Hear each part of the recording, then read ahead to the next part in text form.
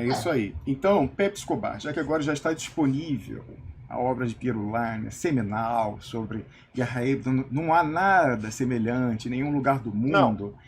não. Você queria E, comentar isso, como você foi impactado ao terminar de pois ler. é, eu quero comentar com um certo detalhe, porque o meu ponto de vista de leitura é completamente diferente do ponto de vista de quem está no Brasil. Eu li o livro como um outsider. Então foi muito interessante, porque eu aprendi um monte de coisas que aconteceram no Brasil nesses últimos anos, do texto do Piero e das referências dele e dos links. E tudo que ele falava do Big Picture era o que eu tinha vivido, e em vários casos, ao vivo. Iraque, Afeganistão, Síria, Washington, tudo isso eu vivi ao vivo e cobri ao vivo na época. Antes, durante, depois, em Washington, em Pequim, manual de contra-insurgência, encontrar força especial no Iraque ou no Afeganistão. Isso foi muito engraçado. Por isso que eu me diverti tanto em ler o livro, porque me voltaram várias histórias desde o 11 de setembro, e, ao mesmo tempo, eu estava aprendendo o que estava se forjando no Brasil, especialmente a partir da quase inevitabilidade da candidatura do Bolsonaro em 2014, que o Piero relata em detalhes muito, muito bem. É sensacional, é sensacional esse trecho. E foi uma maravilha, eu li o livro em 2 noites, o livro inteiro, em 2 noites, e eu fiz algumas anotações, porque eu ainda estou pensando como é que eu vou falar desse livro para um público internacional, e eu quero ver para quem. Uma das ideias que eu tive é mandar um especial para o Valdói Club, em Moscou, e aí vai circular entre analistas. E como o livro é muito sério, denso, e tem uma quantidade de informação absurda da guerra híbrida brasileira, que pode ser muito útil para quem estuda guerras híbridas no sul global, talvez seja o público ideal. E a outra opção é jogar nos meus mídia. Mas aí é para um público mais generalizado. Eu ainda estou pensando nisso. Inclusive, eu pedi a opinião do Piero a respeito. Né? Não. Mas eu fiquei Então, muito, muito impressionado, porque eu tenho que ler uma quantidade ridícula de livros de think tanks, especialmente americanos. E foi sensacional ler um livro como se veio de um think tank de uma pessoa no Brasil, falando da guerra híbrida no Brasil e com todo o arcabouço que é de domínio público entre os think tanks americanos. Então, isso foi sensacional. Chega uma hora, eu estou lá lendo, aí o Piero fala do primeiro livro sobre guerra híbrida do Hoffman em 2007. Eu falei, caralho, ele leu isso! Sensacional! É um negócio que, para mim, totalmente inesperado. Então, isso foi muito legal, foi muito gratificante e foi uma leitura riquíssima, porque tinha todos esses ângulos, desde o ângulo interno brasileiro até o big picture, e me fez voltar todas as etapas da guerra contra o terror e a longa guerra do Pentágono. Kill Cullen, o australiano. Eu lembrei do Stanley McChrystal. Petraeus, que eu estava lá no Surge, no Iraque, em 2007. Eu fiz um livro sobre isso, que um dia acho que teria que ser traduzido no Brasil. O meu livro de 2007, que chama Red Zone Blues, o blues da Zona Vermelha, porque eu nunca entrei na Zona Verde em Bagdá. Eu ficava sempre na Zona Vermelha, e quando eu tinha entrevista com iraquianos, a gente fazia as entrevistas no portão da Zona Vermelha, sem entrar. E esse livro é uma reportagem monstro sobre o surge do Petraeus no Iraque em 2007, que eu acompanhei o início, eu acompanhei no começo, de abril para maio. E fantástico, porque o Piero fala em detalhes do papel do Petraeus, e ele fala especialmente do manual de contra-insurgência, que foi aquele UFM 324, o famoso. Eu ainda tenho uma cópia dele, até há pouco tempo estava no dashboard do meu computador, de 2006, escrito pelo o australiano, o Cullen e o Petraeus. E sabe, isso é super importante, Eles escreveram esse manual em 2006 como se fosse a prévia do surge que ele foi fazer no Iraque em 2007. Sim. Então, quando eu cheguei no Iraque em 2007, eu já tinha uma cópia dessa porra desse manual no meu computador. Eu falei, bom, esse cara vai querer implementar o que ele escreveu com esse australiano dito expert em contra-insurgência aqui no Iraque. E ele vai dançar completamente porque ele não conhece as implicações internas, o aspecto Ho Chi Minh Trail dos iraquianos, que é sensacional. Se você não conhece, por exemplo, alianças tribais no Triângulo da Morte, que é uma coisa que ele não conhecia.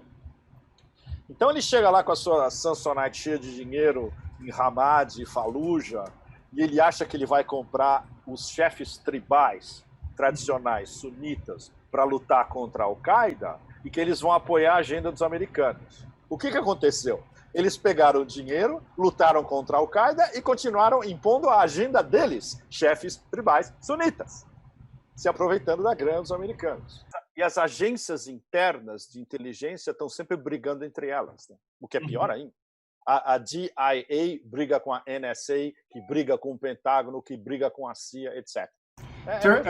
Turf War, Pepe Escobar, eles disputam espaço. Turf War. Uhum, tá. É Turf War, exatamente. Guerra de... e no espectro total do complexo. Imagina, tem 17 agências de inteligência. Por que você precisa de 17 agências de inteligência? Os alemães têm uma, o BND, e basta para a Alemanha. Os russos têm o SVR, o GRU e o FSB. 3, já basta também, né? Por isso é uma coisa que eu acho que não deve ignorar, que é uma hipótese que a gente levantou aqui no DE alguns meses atrás, não sei se vocês se lembram disso, de que a ação dessas agências no Brasil pode também estar relacionada a instâncias que competem entre si lá. Ou seja, quando a gente, por exemplo, fala de certos setores lá da Lava Jato, os militares, talvez eles não estejam conversando exatamente com as mesmas pessoas lá nos Estados Unidos.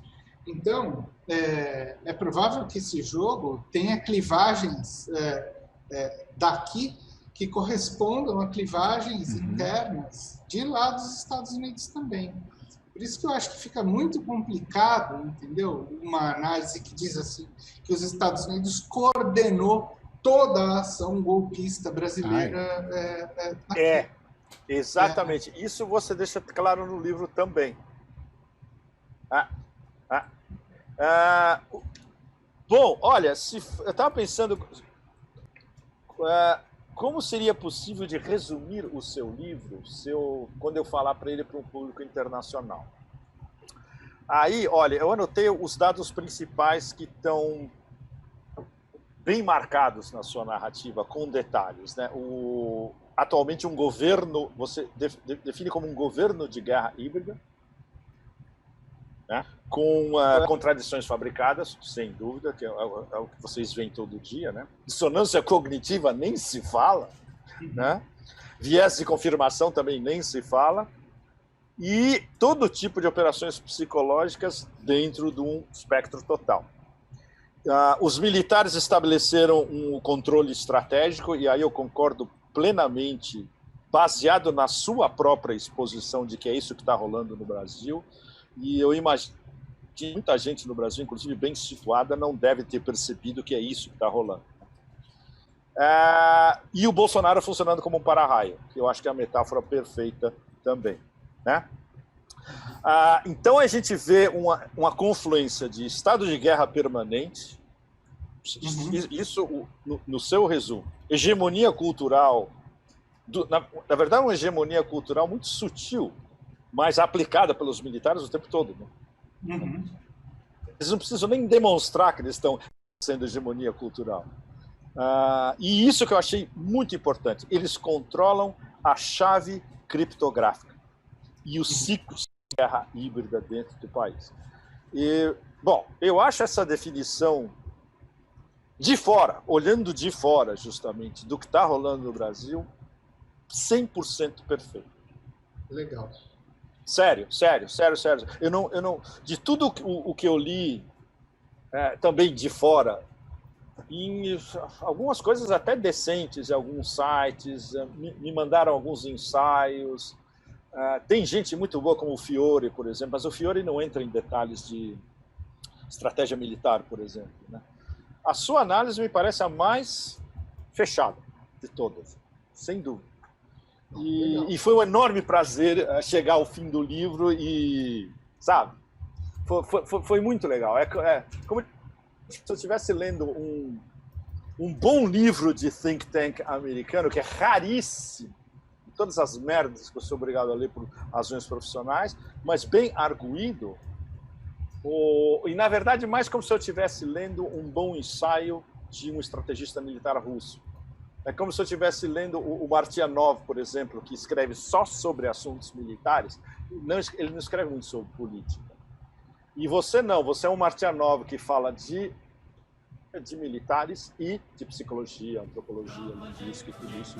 Então, man, you killed it! Ou ficar na pátria livre.